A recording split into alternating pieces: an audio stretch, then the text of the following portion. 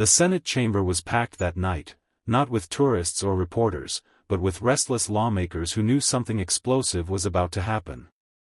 The issue on the table, a controversial budget proposal laced with massive social welfare expansions, championed by none other than Senator Bernie Sanders. He walked into the chamber like a man on a mission, papers in hand, ready to sell his vision of a fairer America.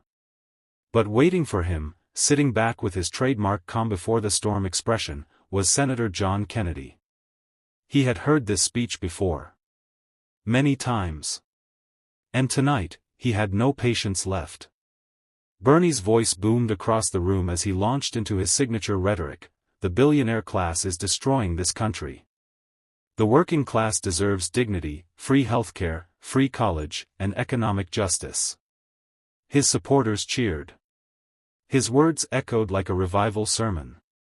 But Kennedy leaned forward, slowly removing his glasses, the way he always did when he was about to strike. When Bernie claimed, "We can fund this easily if the wealthy finally pay their fair share," Kennedy smirked. "Senator Sanders," he began with his Louisiana drawl, "that sounds about as realistic as teaching a pig to fly." A low wave of laughter rippled through the chamber. Bernie's face tightened. Kennedy didn't stop there. "You're not talking about fairness. You're talking about fantasy. You want to hand out trillion-dollar programs like Halloween candy, but you forgot to check if there's anything in the budget bucket." Bernie slammed the podium. "People are suffering, John." Kennedy shot back sharply, "And bankrupting the country isn't compassion, it's stupidity dressed up as kindness." Gasps filled the room. The tension between the two senators was electric. What began as a budget debate had just turned into a national showdown: Kennedy versus Bernie, capitalism versus socialism, pragmatism versus idealism, and millions watching at home knew they were about to witness a Senate clash for the ages. Bernie refused to be rattled. Adjusting his microphone, he shot Kennedy a glare that could cut through steel.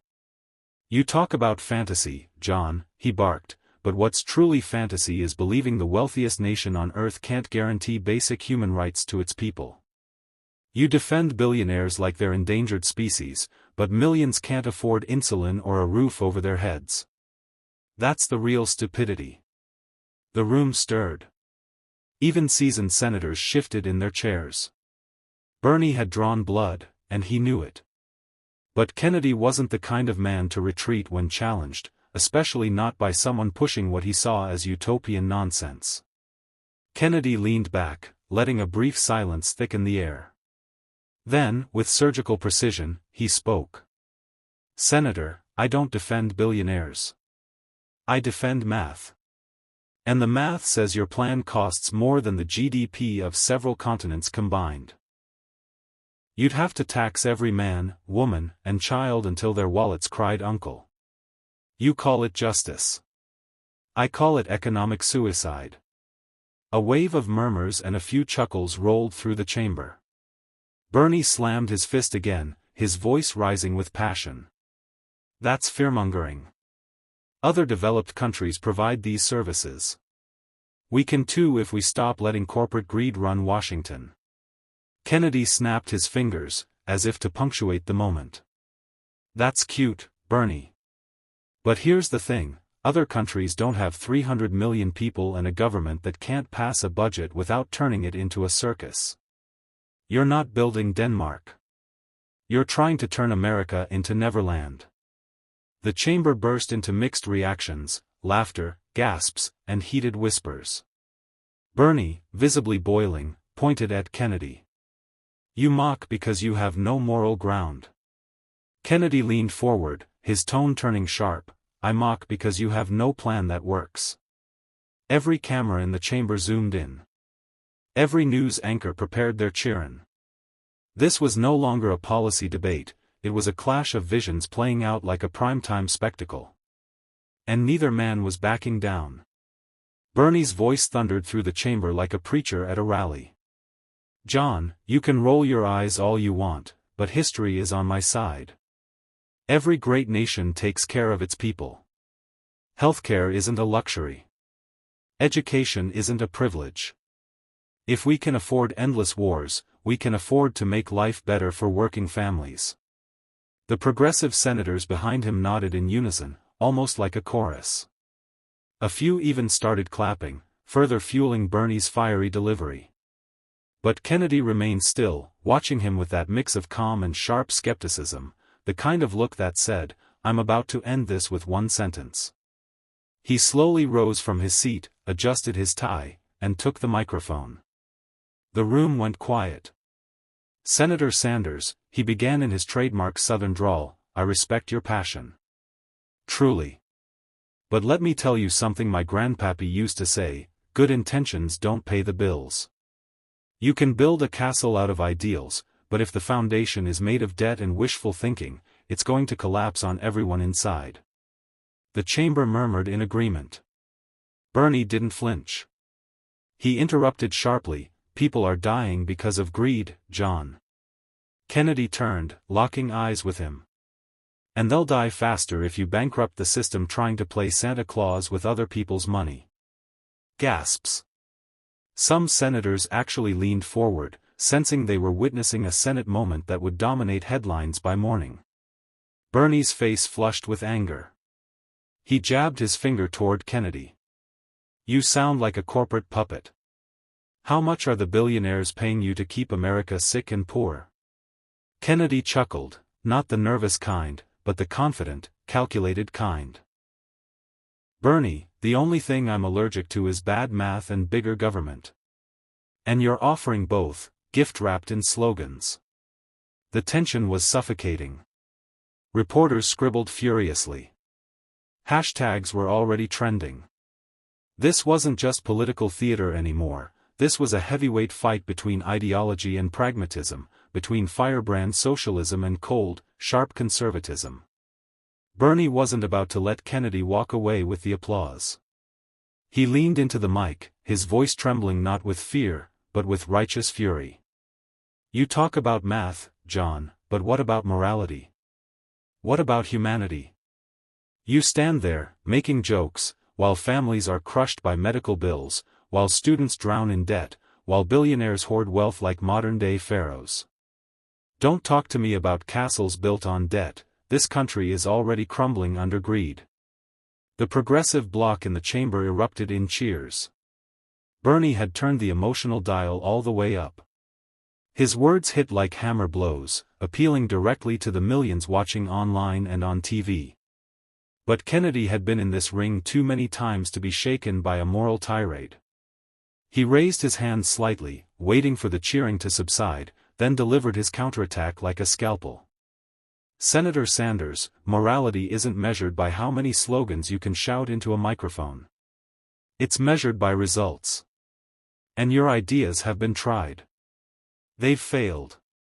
Every single time. You promise heaven, but your math leads straight to bankruptcy." Bernie cut him off sharply, "You're lying." Kennedy didn't even blink. "Then explain to the American people how you're going to fund a multi-trillion-dollar wish list without gutting the middle class like a Thanksgiving turkey." The chamber erupted with oohs and gasps. Bernie slammed the podium. "Tax the rich," he barked. Kennedy leaned forward, smirking. "You could tax every rich person until their last dime screams for mercy, and you still wouldn't come close. Your plan's like a leaky bucket, the more money you pour in, the faster it drains out." Bernie shouted back, "That's not true." Kennedy fired back, voice rising with righteous indignation. "Then prove it. Give us the numbers. Not the fairy tales. Not the slogans. The numbers." For a moment, Bernie hesitated, not because he didn't have statistics, but because Kennedy had cornered him rhetorically. The crowd sensed it. The debate wasn't just about policy anymore. It was about credibility. And Kennedy had just seized the upper hand. The silence after Kennedy's challenge was deafening. Bernie stared at him, gripping the podium like a man hanging onto the edge of a cliff. The camera zoomed in, capturing every flicker of emotion on both their faces. Bernie cleared his throat and started rattling off figures, projected revenues from taxing billionaires, savings from cutting corporate loopholes, reallocating military spending. His delivery was passionate, almost frantic. But Kennedy didn't look impressed. In fact, he looked like a hunter patiently watching his prey walk into the trap. When Bernie finished, Kennedy tilted his head and asked in a deceptively calm tone, "Senator, do you know what happens when you assume that every rich person's money belongs to the government? The investors leave, the jobs leave, the economy tanks, and the people you claim to protect end up in breadlines. You're not saving the working class. You're kneecapping them." A wave of murmurs swept through the chamber. Bernie raised his hand, voice booming again. "That's the same tired argument we've heard for decades. The rich won't leave, they benefit from this country. They owe it to the people." Kennedy stepped closer to the mic, his drawl cutting through the room like a blade. "They owe taxes, Senator. Not their entire bank accounts. And the moment you turn success into a crime, don't be surprised when fewer people try to succeed." Bernie shot back, "So your answer is to let greed run free while millions suffer?" Kennedy's eyes narrowed.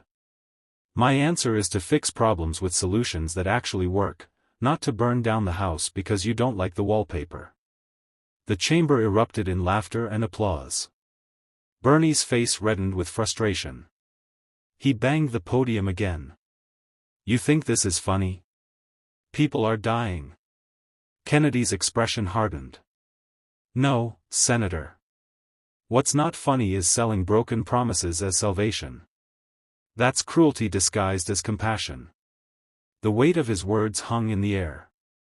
Bernie's supporters tried to clap back, but the momentum had shifted. Kennedy's counterpunch wasn't just loud, it was precise. Bernie clenched his jaw, refusing to let Kennedy have the last word. He raised both hands as if addressing a rally. "You can mock, John. You can hide behind clever one-liners. But the American people are tired of being lied to. They're tired of politicians who defend the powerful while ignoring the pain of working families. My plan gives people dignity. Your plan protects billionaires' yachts." The progressive wing cheered, pounding their desks in support. Bernie fed off their energy, raising his voice even louder. "History will remember who stood with the people and who stood with the greedy." Kennedy didn't flinch. He leaned slightly on the podium, letting Bernie's words echo and fade. Then, with that signature mix of charm and bite, he began. "Senator Sanders, I don't need a history book to know what happens when the government tries to run everything. We've seen it. In Venezuela. In the Soviet Union. In every place that traded freedom for free stuff. You're not offering dignity, you're offering dependency dressed up as virtue." Gasps filled the room. A few senators shifted uncomfortably. Kennedy had gone straight for the ideological jugular. Bernie fired back immediately. "How dare you compare my vision to dictatorships? That's dishonest." Kennedy raised an eyebrow. "Then stop proposing policies that need a miracle and a printing press to survive." The crowd erupted. Some applauded. Some booed. Bernie slammed his fist. "You'd rather keep people suffering than challenge the system." Kennedy stepped forward, voice booming now. "I'd rather fix the system than destroy it with promises you can't keep. You sell dreams with no receipts, Senator. And I'm not buying." The chamber lit up like a battlefield. Reporters were typing furiously. Social media exploded with clips of the exchange. Hashtags like hashtag Kennedy vs. Bernie and hashtag Senate Showdown began trending within minutes. For the first time, Bernie hesitated. Not because his conviction wavered, but because Kennedy had drawn a clear line in the sand, ideology versus reality, and the entire country was watching to see who would cross it. Bernie wasn't going to let Kennedy define the narrative. He pointed a trembling finger across the chamber. "You love to talk about Venezuela and socialism like it's a boogeyman hiding under every American's bed. But this is about fairness, John. This is about making sure billionaires stop using loopholes while teachers can't afford rent. You can sneer all you want, but this movement isn't going away. His supporters cheered again, a wave of applause echoing through the chamber like a rally inside the Senate. Bernie raised his hands dramatically, like a conductor leading an orchestra. This is the fight of our generation. You can mock me, but you can't mock millions of working families who are demanding justice. Kennedy stepped forward slowly, deliberately. He didn't raise his voice, he didn't have to. Bernie, the only thing I'm mocking, he said, his drawl steady as steel, is the idea that bankrupting America counts as justice. You call it fairness. I call it setting fire to the economy and telling people it's a campfire. Laughter erupted, even from a few senators on Bernie's side. Bernie's face flushed bright red. This isn't a joke, he shouted. Kennedy leaned in. You're right. It's not. Because if your plan ever became law, it wouldn't be the billionaires suffering, they'd pack up their money and leave. It'd be the single mom at the grocery store, the small business owner barely hanging on, the kids trying to make a living. They'd pay the price for your slogans. Bernie banged the podium. You underestimate the power of the people. Kennedy shot back without missing a beat. And you underestimate the cost of your promises. Good intentions don't fix bad math. The chamber buzzed like a live wire. Everyone could feel it, this wasn't just an argument anymore. It was turning into one of those historic Senate moments that get replayed on every network, in every debate, for years to come. Kennedy straightened his jacket and gave Bernie a look that said, "Your move." Bernie gripped the edges of the podium so tightly his knuckles turned white. John, you act like this is some kind of math problem, he shouted, but what you don't understand is that this is a moral emergency. People are dying because they can't afford healthcare. Kids are trapped in poverty. Workers are breaking their backs for crumbs while billionaires build rocket ships. And you stand there lecturing us about budgets like a cold accountant with no soul. The chamber roared with mixed reactions, applause from the progressives, groans from conservatives, and the unmistakable buzz of reporters realizing this was political gold. Kennedy waited patiently. Then, in that calm southern drawl that always preceded his sharpest blows, he replied. Senator Sanders, I care about people. But caring without thinking is how you sink a nation. You're trying to fix every problem by writing the biggest check in history with money we don't have. That's not compassion. That's chaos. Bernie leaned forward. It's called leadership. Kennedy shot back, voice now rising like a whip crack. It's called insanity when you ignore reality. The room exploded. Some senators jumped to their feet. Reporters nearly fell over each other trying to catch every word. Bernie slammed his fist on the podium. You call yourself a leader, but you're nothing more than a spokesman for the rich. Kennedy's eyes narrowed. And you're nothing more than a salesman for false hope. You talk about morality, let's talk about honesty. You can't fund your vision without squeezing the middle class dry, and deep down, you know it. Bernie froze for half a second, visibly caught off guard by the directness of the attack. Kennedy didn't let up. You shout like a preacher, Bernie, but every sermon ends with the same collection plate, and it's always the taxpayers footing the bill. Gasps. Applause. Even some stunned silence. Kennedy's words hit like a punch to the gut.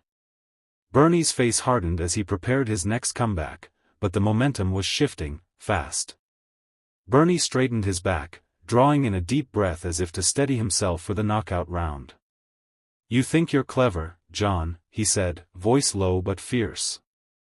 But the truth is, your side has had decades to fix this so-called system you worship, and it's failed millions. Wages have stagnated, inequality is worse than ever, and your precious billionaires just keep buying politicians while the working class gets crumbs. So don't lecture me about reality.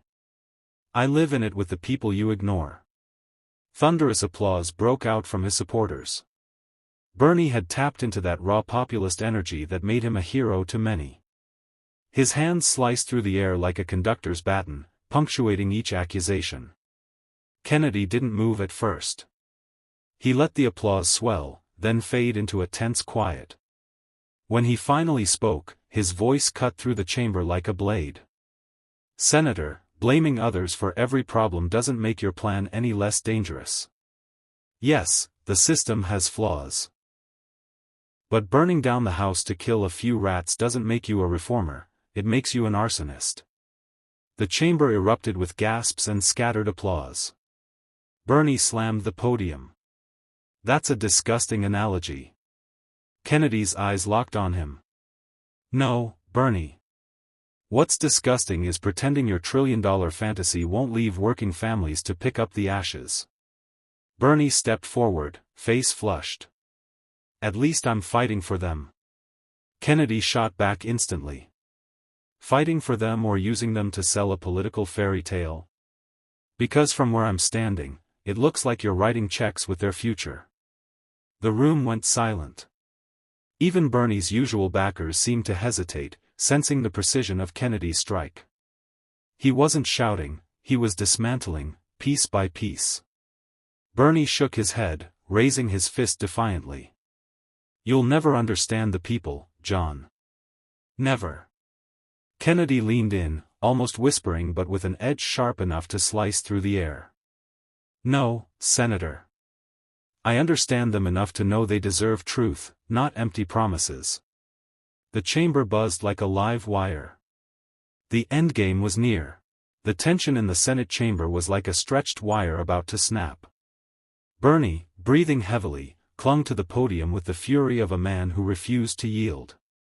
His supporters urged him on with applause and shouts of, "Tell him, Bernie." But Kennedy stood firm, unshaken, his gaze locked on Sanders like a seasoned brawler who knew the final punch was his to deliver.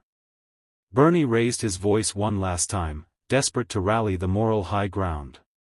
"You can mock, you can twist my words, but history will remember those who stood on the side of the people. My vision may scare the powerful, John, but it gives hope to millions who've been forgotten by your so-called system." The chamber erupted in cheers from progressives. It was Bernie at his most fiery, raw, emotional, uncompromising. Kennedy waited. Then, slowly, he stepped toward the microphone, his drawl deliberate and sharp. "Senator Sanders," he began, "history doesn't remember who yelled the loudest. It remembers who was right." The room quieted instantly. Kennedy continued, "You call your plan hope. But hope built on lies is a trap. You tell people everything will be free, everything will be fair, but you don't tell them about the bill that comes after. And when that bill shows up, it won't be the billionaires answering the door. It'll be the middle class. The families you say you're fighting for." A ripple of murmurs spread. Bernie's jaw clenched. Kennedy pressed on, voice rising like a hammer hitting steel. "You don't save America by bankrupting it. You don't help the poor by punishing success. And you sure as hell don't build a future on slogans and fairy tales. That might get applause, Senator. But it won't keep the lights on." The chamber exploded, not with chaos, but with impact. Reporters scrambled, hashtags like hashtag Kennedy vs. Bernie and hashtag Senate Smackdown surged online. Bernie tried to speak, but Kennedy raised a hand. "This isn't personal," he finished firmly. "But if you're going to sell a revolution, Senator, you'd better make sure it can pay its own bills." The gavel slammed. The debate was over. But in living rooms across America, the clips were already going viral. This wasn't just another Senate spat, it was a defining moment. Kennedy hadn't just debated Bernie Sanders. He had owned the room. And there you have it. In one of the most explosive Senate showdowns of the year, Kennedy didn't just debate Bernie Sanders, he dismantled his entire economic vision, piece by piece, in front of the nation. What started as a policy discussion turned into a full-scale ideological battle, and Kennedy made it clear he wasn't backing down. Whether you agree or disagree, one thing's undeniable: this fiery clash will be replayed, debated, and remembered for years to come. Because when Kennedy steps up to the mic, things don't just get heated, they ignite.